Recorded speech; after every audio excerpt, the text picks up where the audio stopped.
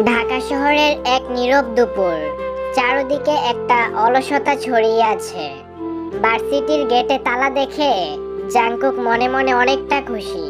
হঠাৎ করেই ঘোষণা করা হলো 2 সপ্তাহের জন্য ভার্সিটি বন্ধ থাকবে। আর তখনই জাংকুক ঠিক করলো ঢাকায় একা একা না থেকে বোনের বাসায় চলে যাবে উত্তরায়। উত্তরায় জাংকুকের বোন জিমিন থাকে। বিকেল বেলায় জিমিনের বাসায় পৌঁছে সে দরজায় কলিং বেল বাজালো। দরজা খুলে দিল এক অচেনা মেয়ে। ছেলেটার সামনে দাঁড়ানো মেয়েটা যেন হঠাৎ করেই তার শ্বাস আটকে দিল। আর সেই অচেনা মেয়েটার নাম হলো তেয়ং। তেয়ং হচ্ছে জিমিনের রুমমেট।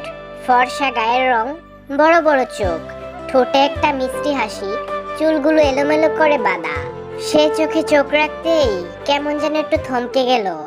নিশ্চয়ই তুমি জিমিনের ছোট ভাই, তাই না? তেয়ং জাংকুককে জিজ্ঞেস করলো। আর জাংকুক তখন বলল, হ্যাঁ, আমি জিমিনের ছোট ভাই জাংকুক। আর তুমি? আমি হলাম তেয়ং, তোমার আপুর ফ্রেন্ড। আমি এখানে কয়েকদিনের জন্য উঠেছি। এভাবে দেখতে দেখতে অনেক দিন পার হয়ে যায় আর দূরত্ব কমে যায়। দিনে দিনে তারা একে অপরের কাছে আসতে লাগলো।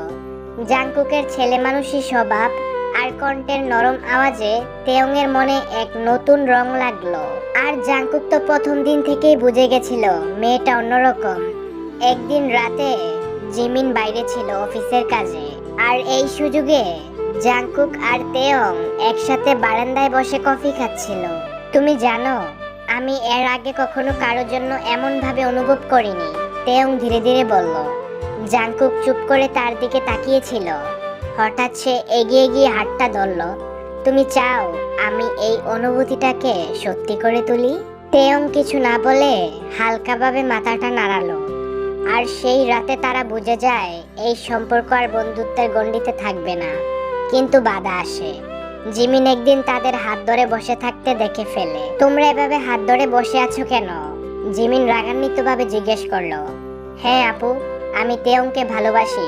জাংকুক তখন জিমিনকে বলে, তুমি জানো না ওর পরিবার কতটা ভয়ানক?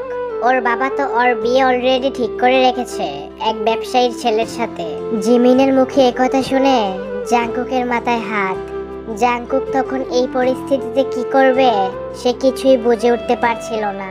তেয়ং কান্নায় ভেঙে পড়ে আর জাংকুককে বলতে থাকে, জাংকুক, আমার বাবা আমাকে জোর করে বিয়ে দিচ্ছে। এই বিয়েতে আমার কোনো মত নেই। আমি এখন কই যাব জাংকুক? আমি তো তোমাকে ভালোবাসি। আর তখন তারা দুজনে পালানোর প্ল্যান করে। রাতে জাংকুক ঘুমানোর ভান করে। ঠিক রাত 3টা বাজে তেয়ংকে ফোন করে আর বলে, এই তুমি রেডি তো? নিচে গাড়ি দাঁড়ানো আছে। তেয়ং তখন তাড়াহুড়া করে নিচে নামে। চোখে অল্প অল্প জল, কিন্তু মুখে এক অদ্ভুত সাহস। তারা গাড়িতে উঠে চট্টগ্রামের দিকে রওনা হয়। কোনো হোটেলে নয়, এক পরিচিত ফ্রেন্ডের ফ্ল্যাটে উঠে পড়ে তারা। এভাবে দেখতে দেখতে তাদের বিয়ের 6 মাস পার হয়ে যায়। জাংকুক এখন অনলাইন কন্টেন্ট ক্রিয়েটর, গান গায় ইউটিউবে। ভাইরাল হয়েছে কয়েকটা গান। তেয়ংও অনলাইন আর্টের ব্যবসা শুরু করেছে। তারা এখন নিজের ভাড়া করা ছোট্ট একটা ফ্ল্যাটে থাকে। সেখানে প্রতিদিন ভোরে দুজনে মিলে বারান্দায় বসে চা খায়। একদিন সকালে তেয়ং জাংকুকের কাঁধে মাথা রেখে বলে, তুমি পালিয়ে না নিয়ে এলে আমি বেঁচে থাকতে পারতাম না জাংকুক। আর জাংকুক তখন হেসে বলে, তুমি ছিলে বলেই তো আমার জীবন পাল্টে গেছে। তুমি আমার জীবন, আর এই জীবনের শ্রেষ্ঠ পাওয়া উপহার তুমি। তাদের প্রেমটা সমাজের চোখে বেআইনি ছিল, কিন্তু ভালোবাসার চোখে ছিল একদম পবিত্র। ওকে তো মাই ডিয়ার প্রিন্সেসরা, এই ছিল আমাদের আজকের স্টোরিটি। তো স্টোরিটি কেমন লেগেছে তা অবশ্যই কমেন্টে জানাতে একদমই ভুল করবে না। এবং পরবর্তীতে তোমরা কি রিলেটেড স্টোরি চাও সেটা অবশ্যই জানিয়ে দিও।